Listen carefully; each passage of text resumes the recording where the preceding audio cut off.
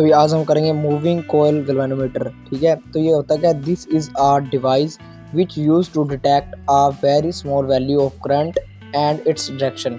ठीक है, ये होता है मूविंग कोयल गैल्वेनोमीटर। प्रिंसिपल क्या है, whenever a current carrying coil is kept in magnetic field it experience some torque, या हम कह सकते हैं फोर्स।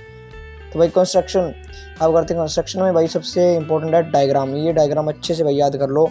इस डायग्राम से ये सारी हमने कंस्ट्रक्शन लिख ली है भाई, ये बहुत इजी वे में लिखी है। तो मैं यहाँ पर आपको दिखा देता हूँ, यहाँ से आप थोड़ा देख लेना। ठीक है, मैंने अपने तरीके से लिखी है, ये आप कैसे भी लिख सकते हैं अपने तरीक़ों से, इससे कोई वो नहीं है, ज़्यादा डिफरेंस नहीं होता इतना। हम चलते हैं वर्किंग पे, जो कोई इंपॉर्टेंट है।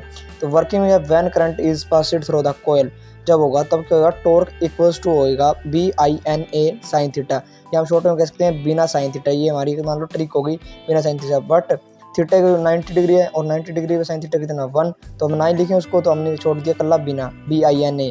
ठीक है, और आल्सो हमें पता टॉर्क इक्वल्स होता है K थीटा का, हमने थीटा के ऊपर डैश लगा दिया ताकि ये दोनों मिक्स ना हो। ठीक है, समझ रहे हो। तो ये इक्वेशन 1 और 2 हो गई।